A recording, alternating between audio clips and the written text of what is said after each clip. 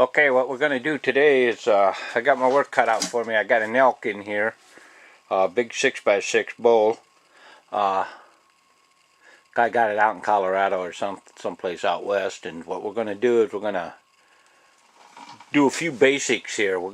First thing we're going to do is we're going to take a eye to nose measurement, and you're going to see what that is. It's one of the things you have to write down so you can get the proper size form. What I do is I go from the corner of the eye here to the tip of the nose. Then I measure that out. I've got about, let's see, I'd say we'll call that 11 3/4 to 12 inches. And what I'll do is I'll record that here on my worksheet.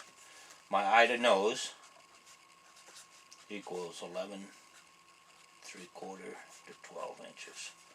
And then when we get him out, we'll measure the neck and we'll have our form then. We'll be able to order the proper size form. What you want to do when you come to an elk fight is you got to make sure you have a couple sharp knives. They'll dull up a knife in a big hurry. They've got tough hide. The first thing we're going to do is we're going to make a Y incision down the back of his head. Watch out for my turkey here. We'll make a Y incision from here and here, bring it down and go down the back of his head right here.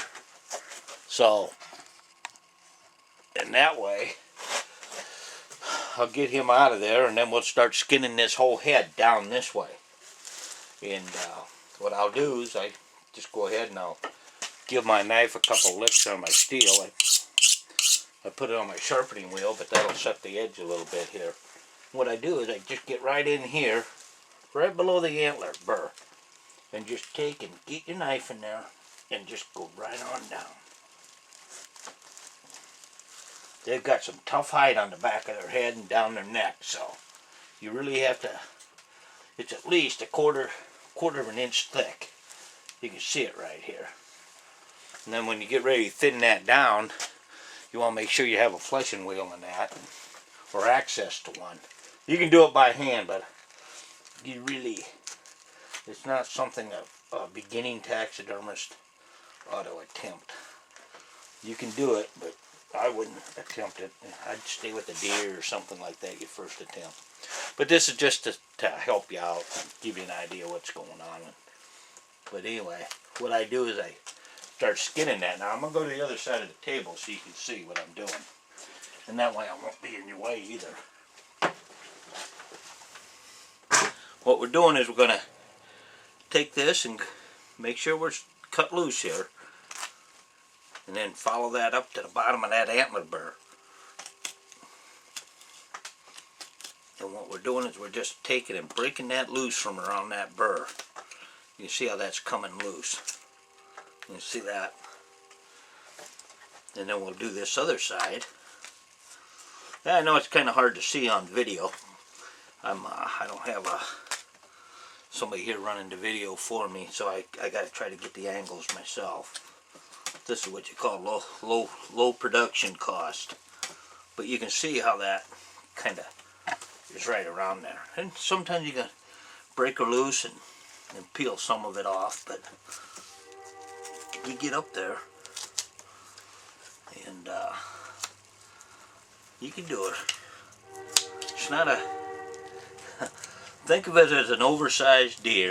If you're a regular taxidermist that doesn't do elk and want to try some elk for the first time, they make a nice shop mount and get a pretty good set of antlers for reasonable, and that way you can have one in your shop for people to look at when I try to have different things every year for people to look at when they come in.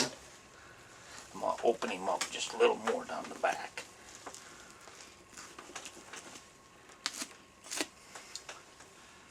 But anyway, we're getting him skinned out. They got a lot of dirt in their hide, and they're real tough on knives.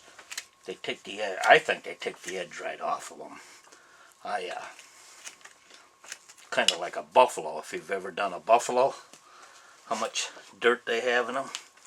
Well, these are the same thing. kind of dirty. A lot of dirt up in there from the rut. And he looks like he got hooked here with another antler fighting. Got a big hole in his, right alongside his burr there. So, and what we'll do is we'll just pull that around. You see, yeah, there was actually a hole right there where he got caught with something.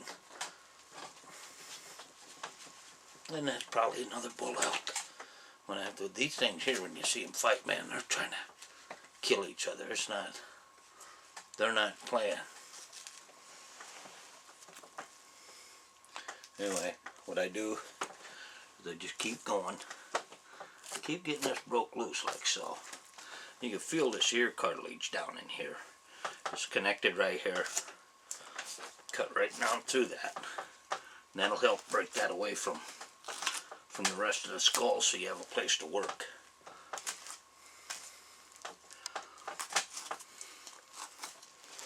Okay, what I'm going to do, you saw how I did this, so instead of wasting tape and that, what I'm going to do is I'm going to turn the camera off and do the other side just like this. Get it ready to go. Just be careful going around your antlers. And then I'll show you when we get ready to go down the head how to get that off the head. Ah heck, we'll just keep going like this. I'll give you something to watch. It won't take that long. The meat's still kind of froze here, so I'm going to have a little bit of trouble there. But anyway, we're getting him peeled out around here. You can see that. I'm going to take and get the rest of the antler here. You just keep going around it, and then when I get ready to go down the head, I'll come back and get with you.